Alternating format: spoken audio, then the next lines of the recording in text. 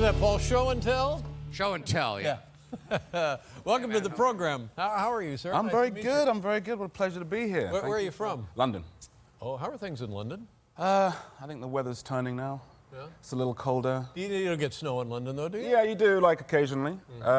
Maybe not now, but Were you born in London? I was born in East London, yeah. And you began your acting career there, obviously? I did, yeah. I did. And do you still have family in London? Yeah. Do you go home, for example, the holidays? Will you go? Well, I kind of split my time, actually, between here, well, not here, like Los Angeles and London. So, And what do you do for relaxation when you go to London? You don't play golf? I don't play golf, no, But sadly. they do play golf in London. They do, yeah, they're skilled at it, actually. Yeah. Give you an idea how dumb I am. But I very relaxing time. I have a Dutch barge. That's what I wanted to talk about. Oh, okay. A Dutch barge is a river vessel? Yeah. You can go on the rivers, you can go on the canals, you take it. It's very peaceful. Right. So once you get the Dutch barge, do they make them new, or are these old boats? No, this one was actually made. It's built to last like 1,000 years, but it was actually made about 10 years ago. 10 years ago. Yeah, it's a Dutch barge replica. Do you need a guy to pilot it for you? No. I take it out. I take it out. You have a license? Yeah, kind of. Yeah.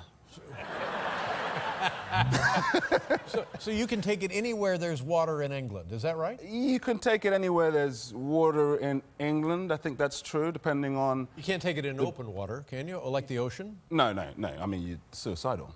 Yeah.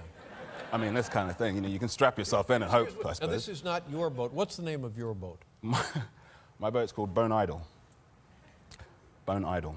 Burn Idol? Bone Idol. Yeah, but Idol spelled. Here's what they look like. No. Yeah, it's spelled the other way. Yeah. See, now, is yours look a little like that? That's actually very, very similar to my boat, except for that actually has sails, and there's obviously yours has no sails. No, unless that's the boat behind it. Looks like it is. Maybe the boat parked on the other side of it. I was like, why is it? Yeah. So you and your friends, your family, can go sleep on the thing overnight? Yeah. Very relaxing. Yeah. I haven't done that for a while, but you can. Is it? They say the boat is just nothing but a waste of money. That you're always throwing money at. Well, you have like a really great beginning with the boat, and then like I think my first few months was just amazing, and then you are ripping up £50 notes in the shower for the rest of the time. But those few moments that it works just right are they're beautiful. I mean, honestly, it's like even just going through the canals in England and along the river. It's such a great way to see the city, any city.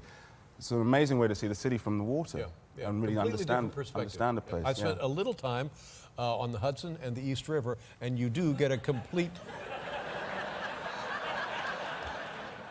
You get a completely We understand different each other, view I think. of the river. Let's talk about 12 Years a Slave. There's a huge responsibility being in this movie. Did you sense that when they asked you to Absolutely, yeah. I mean, I just felt I'd never seen a story like this before.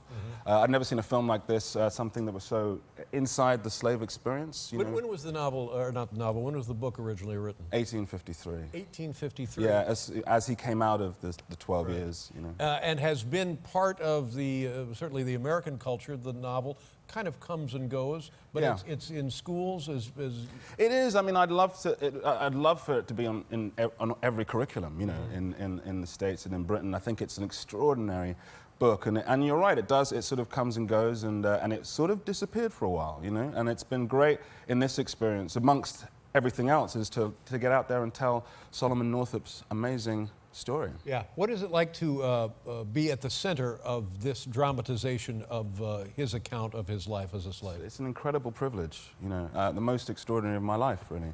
And, as soon as I had any contact with the book, I was just so taken with it and taken with him and his journey and what it talks about in terms of, human respect. A free man kidnapped, drugged, and sold into slavery. Yeah. It's remarkable, almost unfathomable, and I think this is the kind of thing that the human mind won't let you dwell on. We keep returning to the mundane of life, because if you dwell on things like this, you'll just lose your mind. It's impossible to consider the horror one human can wreak on another human. It is. I mean, it's important to consider it, though. That's the thing. It's like it just it teaches us a lot of the bad things, but also of the good things, and I suppose the strength, the spirit of human nature, and that's what I think is so revealing about Solomon's story, that it speaks to all of us because it's the depth of his soul and his humility in the way that he tells this story, and that, I think, a part of that is what we were trying to capture. Well, if you're my age, you know about the civil rights struggle in this country.